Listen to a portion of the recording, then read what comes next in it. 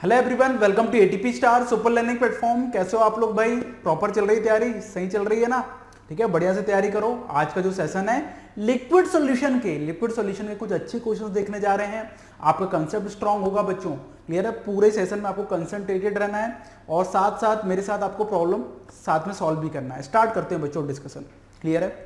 देखो बच्चों, पहला क्वेश्चन है which one of the following solution can have boiling point less, underline कर लिया करो ऐसी चीज को, then that of the individual component. मतलब इंडिविजुअल कंपोनेंट का यदि boiling point T not A और टी नॉट बी है तो जो सॉल्यूशन का बॉइलिंग पॉइंट आना चाहिए वो इससे कम आना चाहिए। तो बॉइलिंग पॉइंट कम कब आएगा? जब वेपर प्रेशर क्या हो, ज्यादा है कि नहीं? और वेपर प्रेशर ज्यादा कब आता है? ज्यादा से रिलेट करो जहां पे पॉजिटिव डेविएशन शो होता है कि नहीं? तो बताओ मिनिमम बॉइलिंग एज़ोट्रोप कौन बनाते हैं? जो पॉजिटिव डेविएशन शो करते हैं। तो इनमें से आपको वो ऑप्शन चूज करना है जो क्या करते हैं, जो कंपोनेंट साथ में जब सॉल्यूशन फेज में आते हैं आपका क्या बनाते हैं, मिनिमम बॉइलिंग एज़ोट्रोप का फॉर्मेशन करते हैं। तो देखो हेक्सेन और एप्टेन तो आइडियल सॉल्यूशन फॉर्म करते हैं बच्चों, है कि नहीं? यहां पे क्या होता है, नेगेटिव डेविएशन शो देखने को मिलता है कि नहीं? नेगेटिव डेविएशन की वजह से यहां पे क्या होगा, मैक्सिमम बॉइलिंग एज़ोट्रोप का फॉर्मेशन होगा, क्लियर है? ये भी देखो एसीटोन बहुत फेमस एग्जांपल है भाई, ये क्लोरोफॉर्म और एसीटोन, क्लियर है? ये भी क्या करते हैं, नेगेटिव डेविएशन शो करते हैं। और पॉजिटिव डेविएशन वाला आंसर हमको चमका, अरे भाई आंसर क्या हो जाएगा, डी। ये पॉजिटिव डेविएशन शो करते हैं। यहाँ पे वेपर प्रेशर मैक्सिमम आता है, बॉइलिंग पॉइंट क्या आएगा, मिनिमम आएगा जहां पे एज़ोट्रोप का फॉर्मेशन होगा। क्लियर है बच्चों? आंसर क्या हो जाएगा, डी फॉर दिल्ली। क्लियर है फंडा? हाँ भाई, अगला question, with the increase of temperature which of the following changes. Molality क्या होता है? मोलैलिटी होता है भाई मोल ऑफ सॉल्यूट अपॉन होता है ये wait of solvent in KG. अरे मास तो कंजर्व रहता है, टेम्परेचर के चेंज करने से मास पे वेरिएशन नहीं आ सकता, ठीक है? मोल वेरी नहीं कर सकते, तो मोलैलिटी तो टेम्परेचर पे डिपेंड नहीं करेगी। वेट फ्रैक्शन ऑफ सॉल्यूट मतलब मास ऑफ सॉल्यूट, फिर मास वाले टर्म्स आ गए, तो ये क्वांटिटी भी बताओ, ये क्वांटिटी भी mass of solute plus mass of solvent temperature के साथ वेरी करने वाली नहीं है। अगला ऑप्शन बच्चों वॉल्यूम फ्रैक्शन। हाँ, वॉल्यूम फ्रैक्शन वेरी कर सकता है क्योंकि वॉल्यूम टेम्परेचर का फंक्शन हो सकता है। सी बताओ, मोल वेरी नहीं कर सकते, तो आंसर क्या हो जाएगा बच्चों, सी फॉर कैलकाटा। क्लियर है फंडा? क्वेश्चन है अगला, equal volume of 0.1 molar KI and 0.1 molar AgNO3 solution are mix, the depression of freezing point of the resulting dilute solution. तो क्या पूछ रहा है आपसे, डिप्रेशन इन फ्रीजिंग पॉइंट ये पूछ रहा है। तो भाई पहले रिएक्शन करवानी पड़ेगी ना। अरे AgNO3 प्लस KI की रिएक्शन होगी, तो ध्यान रखना AgI की तो PPT बनती है और वो सॉल्यूशन का पार्ट नहीं होता, इस बात को आपको ध्यान रखना पड़ेगा। प्लस क्या बन जाएगा, KNO3 बन जाएगा। ये था 0.1V, इक्वल वॉल्यूम था बेटा, ये भी था 0.1V, दोनों कंज्यूम हो गए। इसका तो कोई सेंस है नहीं मोल पता करने का क्योंकि ये सॉल्यूशन का पार्ट नहीं है। इसकी फाइनल मोलैरिटी क्या हो जाएगी भाई, 0.1V, ये तो मोल आ गए, और सॉल्यूशन का टोटल वॉल्यूम क्या हो गया, 2V। तो इसकी फाइनल मोलैरिटी कितनी होगी बताओ 0.05। क्लियर है? डिप्रेशन इन फ्रीजिंग पॉइंट पूछ रहा है आपसे, क्लियर है? डिप्रेशन इन फ्रीजिंग पॉइंट पूछ रहा है, तो उस केस में देखो क्या करें अपन, डेल्टा TF क्या होता है, डेल्टा TF होता है I into KF into M for molality, clear है? अब देखो ध्यान से, I की वैल्यू क्या है 1, KF की वैल्यू क्या है बच्चों, KF की वैल्यू 1.86 है, सॉरी I की वैल्यू क्या है 2, क्योंकि KNO3 दो आयंस में टूट जाएगा, I की वैल्यू 2, 1.686। अच्छा, डाइल्यूट सॉल्यूशन के लिए बच्चों, डाइल्यूट सॉल्यूशन के लिए, वेरी डाइल्यूट सॉल्यूशन के लिए यदि पानी सॉल्वेंट है तो मोलैलिटी को मोलैरिटी के ऑलमोस्ट बराबर ले सकते हो, कोई दिक्कत की बात नहीं है। इसका एक्सप्लेनेशन मैं दे भी सकता हूं, अभी बताऊंगा आपको, ठीक है? 0.05, क्लियर है? तो ये वैल्यू कितनी आ गई, 0.1 आ गई, तो ये आ गया 0.186 डिग्री सेल्सियस। तो आपका आंसर क्या हो जाएगा बच्चों, डी फॉर दिल्ली। तो देखो मोलैलिटी को कैसे आप मोलैरिटी के बराबर ले सकते हो। देखो मोलैरिटी क्या होता है बच्चों, मोलैरिटी होता है मोल of solute upon volume of solution in litre. यदि डाइल्यूट सॉल्यूशन है तो वॉल्यूम ऑफ सॉल्यूशन किसके बराबर हो जाएगा, वॉल्यूम ऑफ सॉल्वेंट के ही बराबर हो जाएगा। क्लियर है? वॉल्यूम ऑफ सॉल्वेंट के ही बराबर हो जाएगा। और देखो क्या होता है बच्चों, डेंसिटी क्या होती है, ठीक है, मास बाय वॉल्यूम, क्लियर है? तो यहां ध्यान से देखना, डेंसिटी क्या होती है ये वाटर की 1 ग्राम पर ml होती है। क्लियर है? तो volume of solvent in litre को किससे रिलेट कर सकते हो? मास से रिलेट कर सकते हो, मास ऑफ सॉल्वेंट से। तो वहां से आपका क्या हो जाएगा? मोलैरिटी मोलैलिटी के बराबर आ जाएगा। क्योंकि देखो volume of solution in litre को क्या ले सकते हो? मोल of solute upon volume of solution solvent in ml divide by 1000। Divide by क्या लिख सकते हो इसे? 1000 लिख सकते हो। और वॉल्यूम ऑफ सॉल्वेंट को क्या ले सकते हो? मास ऑफ सॉल्वेंट ले सकते हो। क्लियर है? तो mass of solute upon mass of volume of solvent in ml को क्या ले सकते हो? मास बाय डेंसिटी, है कि नहीं? तो केवल ग्राम बचेगा। Mass of solvent in gram divide by 1000 क्या हो जाएगा? Wait of solvent in KG हो जाएगा ये। तो मोलैरिटी मोलैलिटी के बराबर हो जाती है डाइल्यूट सॉल्यूशन के लिए। क्लियर फंडा? क्वेश्चन है 0.2 मोलर सॉल्यूशंस तीनों का, ग्लूकोज मैग्नीशियम क्लोराइड MgCl2 और क्या aluminium sulphate Al2SO4 thrice is taken the correct order of freezing point. तो फ्रीजिंग पॉइंट सबसे ज्यादा कहां पे होगा? जहां पे डिप्रेशन कम हुआ होगा। यहीं पे लोग गलती कर देते हैं, डेल्टा TF से आंसर कर देते हैं। क्लियर है? तो डिप्रेशन इन फ्रीजिंग पॉइंट सबसे ज्यादा कहां होगा? जहां पे सबसे ज्यादा आई की वैल्यू आएगी वांट ऑफ फैक्टर की। क्लियर है? ग्लूकोज तो भाई ये तो टूटेगा नहीं।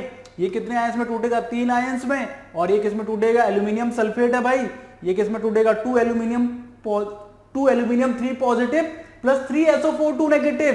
तो ये 5 आयंस में टूटेगा। तो सबसे ज्यादा डिप्रेशन कहां होगा फ्रीजिंग पॉइंट का? एल्यूमिनियम सल्फेट में होगा। किस में होगा बच्चों? एल्यूमिनियम सल्फेट में सबसे ज्यादा डिप्रेशन होगा। तो सबसे ज्यादा फ्रीजिंग पॉइंट किसका होगा? ग्लूकोज वाले का।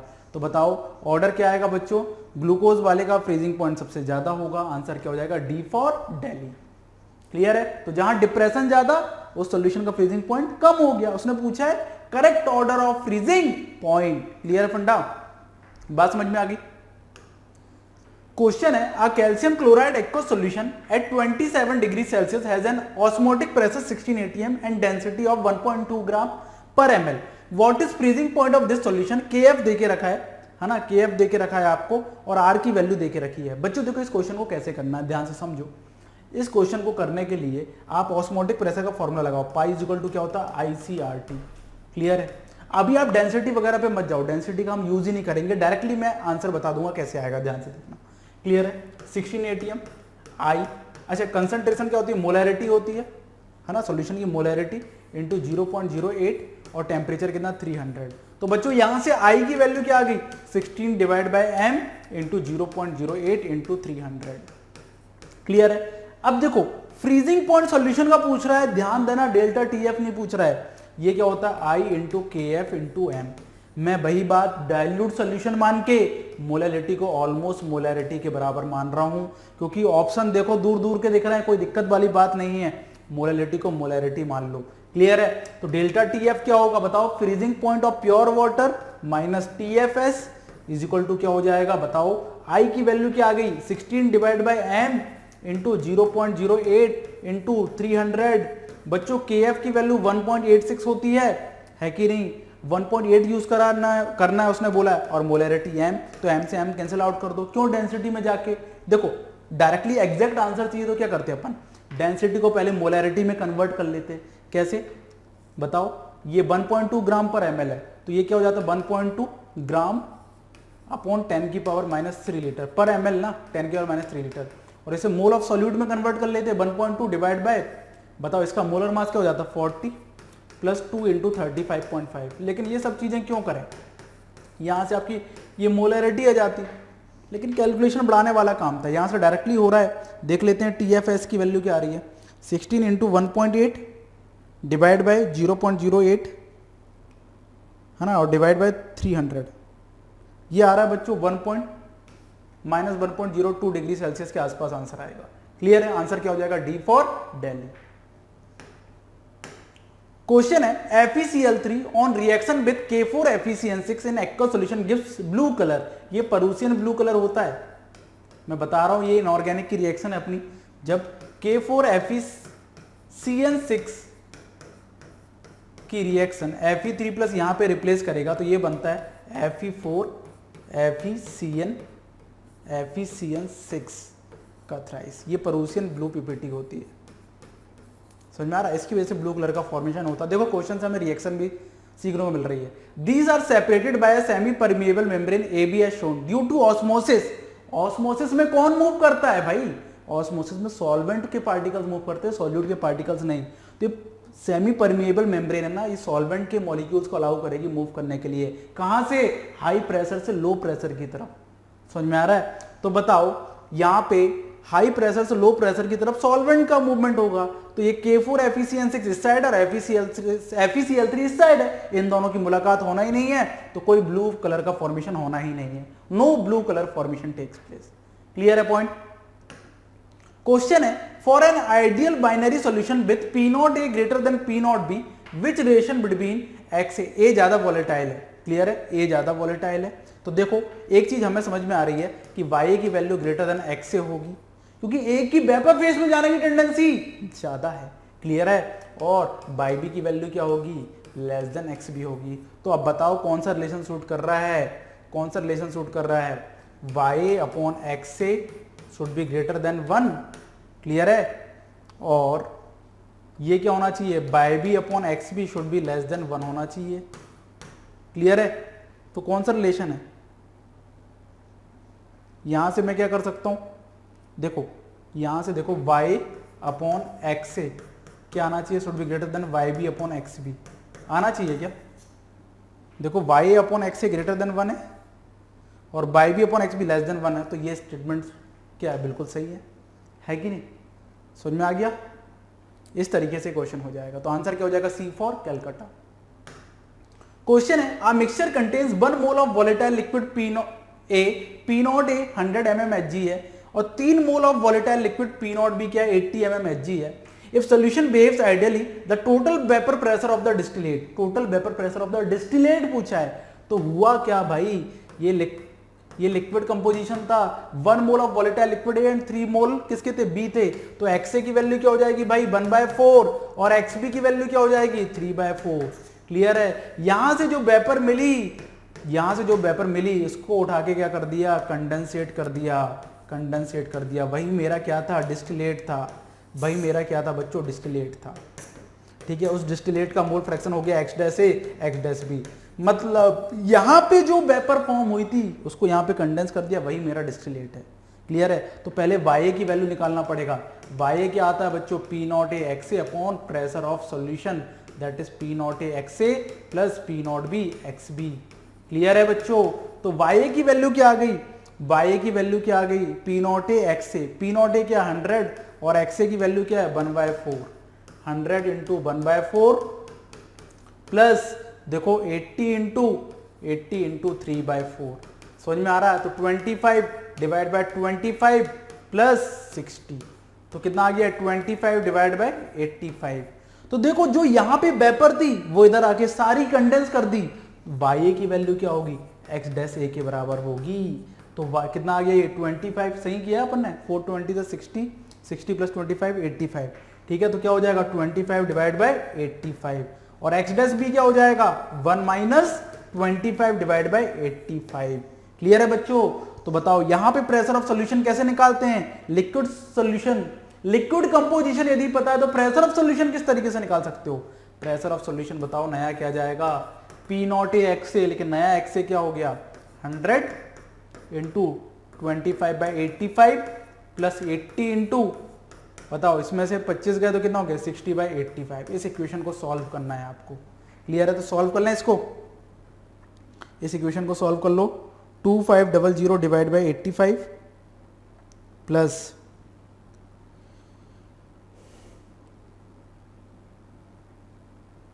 ये 85.88 mm ऑफ Hg आ रहा है। समझ में आ गया? तो बच्चों जो यहां से वेपर उठाई थी अपन ने वो इधर जाके क्या कर दिया अपन ने? कंडेंस कर दी। बात समझ में आ गई? इस तरीके से क्वेश्चन हो जाएगा। क्वेश्चन है, pressure over ideal binary solution containing 10 mole each of liquid A and B is gradually decreased. तो देखो पहले क्या था, याद करो राउल्ट्स लॉ में, है ना? राउल्ट्स लॉ का ग्राफ ये आता था, यहां पे सारा लिक्विड होता था। क्लियर है? यहां पे सारा लिक्विड होता था, सिस्टम का प्रेशर धीरे धीरे डिक्रीज करोगे तो इस पॉइंट में फर्स्ट बबल का फॉर्मेशन होता था, है ना? ये P मैक्स क्या था? यहां ये P मैक्स क्या था?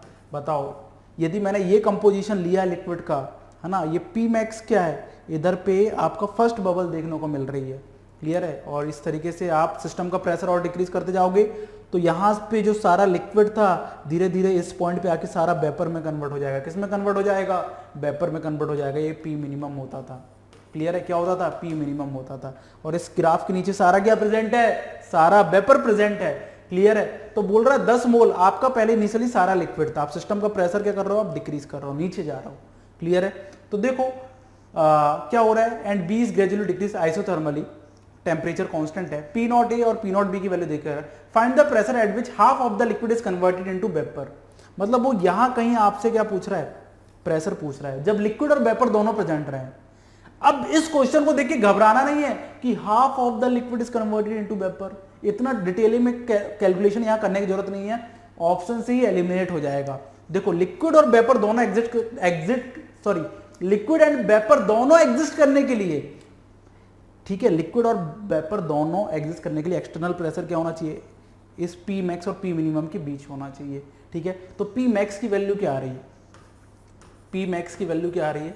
ध्यान से देख लेते हैं। देखो यहाँ पे सारा लिक्विड था, आपने प्रेशर डिक्रीज करना चालू किया, है ना, यहाँ पे भी ऑलमोस्ट सारा लिक्विड था, 10 मोल ए थे, 10 मोल बी के थे, तो प्रेशर ऑफ सिस्टम क्या हो जाएगा? बताओ, पी मैक्स क्या हो जाएगा? पी नॉट ए एक्स से, है ना, तो मोल फ्रैक्शन 1/2 हो जाएगा, 1/2 इंटू 200 प्लस 100 इंटू 1/2, कितना आ गया बच्चों? ये 100 प्लस 50 150, क्या आ गया? 150 आ गया, है ना, 150 आ गया, क्लियर है। पी मिनिमम निकालना है। देखो बच्चों यहाँ पे जो सारा लिक्विड था ना, इधर आके सारा वेपर में कन्वर्ट हो गया, मतलब यहाँ पे जो एक्सए की वैल्यू थी वो वाई हो गई। तो बताओ यहाँ पे जो एक्सए की वैल्यू थी वो क्या हो गई? वाई हो गई। तो यहाँ पे जो लिक्विड कंपोजिशन था वो वेपर कंपोजिशन में कन्वर्ट हो गया, तो वाई की वैल्यू क्या होगी? 1/2 और बाई बी की वैल्यू क्या होगी? 1/2, क्लियर है। पी मिनिमम निकालना, तो कैसे निकालोगे? Y is equal to Y upon P not A plus Y B upon P not B. ये वाई बी क्या है? यहाँ पे जो सारा लिक्विड था सारा वेपर में कन्वर्ट हो गया, है ना, वो वाई और वाई बी वेपर का कंपोजिशन है, P not B upon 1 upon pressure of solution, क्योंकि ये वेपरस कर्व है, समझ रहा हो। तो ये वैल्यू क्या आ गई बच्चों? ये वैल्यू आ गई 1/2 अपॉन पी नॉट ए की वैल्यू कितनी है? पी नॉट ए की वैल्यू कितनी है? 200 प्लस 1 अपॉन 2 इंटू कितना है? ये 100 है, 1 upon pressure of solution, clear है। तो कितना आ गया? 1 अपॉन प्रेशर ऑफ सॉल्यूशन की वैल्यू क्या आ गई बच्चों? 1 अपॉन प्रेशर ऑफ सॉल्यूशन की वैल्यू क्या आ गई? 1/200 प्लस 1/400, है ना। प्रेशर ऑफ सॉल्यूशन इस पॉइंट पे क्या है? पी मिनिमम है, पी मिनिमम की वैल्यू आने वाली है, क्लियर है।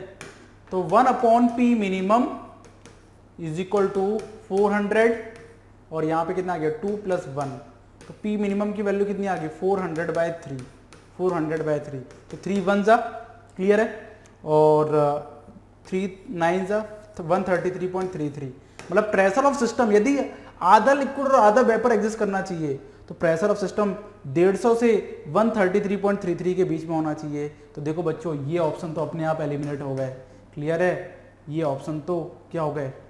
सॉरी, ये ऑप्शन भी एलिमिनेट हो गया, है ना। 150 से 133.33 के बीच में प्रेशर ऑफ सिस्टम होना चाहिए। आंसर क्या हो जाएगा? डी फॉर दिल्ली, क्लियर है पॉइंट। तो हुआ क्या? यहाँ पे सारा लिक्विड था, सिस्टम का प्रेशर डिक्रीज किया, यहाँ पे फर्स्ट बबल का फॉर्मेशन हुआ और प्रेशर डिक्रीज करोगे यहाँ पे लास्ट ड्रॉप का फॉर्मेशन हो जाएगा। ये कंसेप्ट पढ़ते हैं अपन, vaporization of liquid concept, clear है पॉइंट। इस तरीके से बच्चों ये क्वेश्चन हो जाएगा। The vapor pressure of a saturated solution of a sparingly soluble salt HCl3 was 17.20 mm of Hg at 27 degrees Celsius. If the vapor pressure of pure water is this, what is the solubility? RLBP क्या होता है? RLBP होता है बच्चों,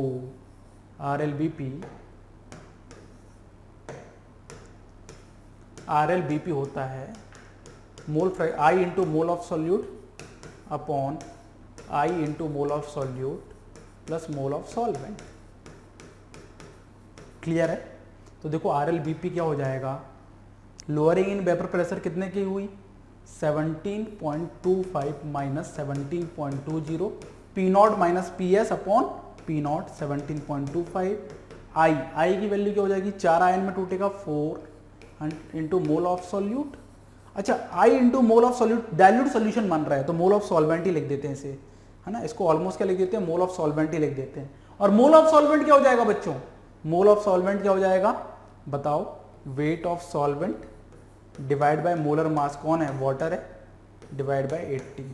clear है, wait of solvent, ये बात तो समझ में आ गई, क्लियर है। अच्छा ये बताओ अगला पॉइंट ध्यान से सुनना, वेट ऑफ सॉल्वेंट, कौन है सॉल्वेंट, वाटर है, तो डेंसिटी क्या होता है, mass by volume, mass by volume. तो ये volume of solvent in ml के बराबर हो जाएगा, क्लियर है। तो ये कितना आ गया, ये आ गया 0.05 divide by 17.75 is equal to 4 into 18 into mole of solute upon weight of solvent को वॉल्यूम ऑफ सॉल्वेंट ले सकते हैं, क्योंकि वाटर की डेंसिटी 1 ग्राम पर ml होती है, लेकिन volume of solvent in ml। अच्छा volume of solvent in ml को आप क्या ले सकते हो, वॉल्यूम ऑफ सॉल्यूशन ही ले सकते हो, डाइल्यूट सॉल्यूशन है कि नहीं। तो ये क्या हो जाएगा, volume of solution in ml। Clear है, बात समझ में आ गई। तो यहां से क्या आ गया बच्चों, 0.05 divide by 17.75 into 4 into 18, clear है, मोल ऑफ सॉल्यूट। अच्छा volume of solution in ml है, आप क्या कर दो, डिवाइड बाय 1000 कर दो, डिवाइड बाय 1000 इंटू 1000 कर दो। तो ये क्या हो गया भाई, सॉल्युबिलिटी तो हो गई, concentration S mole by volume, है ना। देखो यूनिट भी देख लो, मोल बाय लीटर। तो आंसर क्या हो जाएगा, 0.05 में आप क्या मल्टीप्लाई करो बच्चों, 0.05 में 1000 मल्टीप्लाई करो, क्लियर है, और डिवाइड बाय करो 17.75, है कि नहीं, 17.25 था, क्या था 17.25 था यहाँ, है ना 17.25, हाँ भाई 17.25 और डिवाइड बाय कर दो कितना 18। तो ये क्या आ रहा है, ध्यान से देखो, सारी कैलकुलेशन सही करिए, 17.25 मैंने 0.05 था, क्लियर है। हाँ वाटर और 4 से डिवाइड भी करना था, वापस एक बार कैलकुलेशन करते हैं, 0.05 into 1000 divide by 4 divide by 18 और डिवाइड बाय 17.25, ये आ रहा है 0.04, है ना। तो ये आ जाएगा 4.04 इंटू 10 की पावर -2 के आसपास। क्लियर है बच्चों, इस तरीके से ये क्वेश्चन हो जाएगा। तो बच्चों ये हो गया हमारा सारा सेशन, क्लियर है, सारे पॉइंट्स आपको क्लियर होना चाहिए। तो ये क्वेश्चंस आपके कंसेप्ट को क्लियर करेंगे। जो बच्चे मेंस में फोकस करना चाहते हैं, 2021 में अपीयर होना चाहते हैं, क्लियर है, उनके लिए एकलव्य कोर्स है, जो मेंस का ऑथेंटिक सिलेबस को एनालाइज किया गया है, उसके बेसिस पे एकलव्य कोर्स डिजाइन किया गया है। तो आपको डिस्क्रिप्शन में गूगल फॉर्म की लिंक मिल जाएगी, उसको आप भर देना। और जो एडवांस में फोकस करना चाहते हैं, 2021 के लिए वॉरियर बैच है, 2022 के लिए चैंपियन बैच है, तो आपको जो गूगल डॉक है उसकी लिंक, गूगल फॉर्म की लिंक मिल जाएगी, वहां से आप भर सकते हैं। ठीक है बच्चों, मिलते हैं next time, tata bye bye.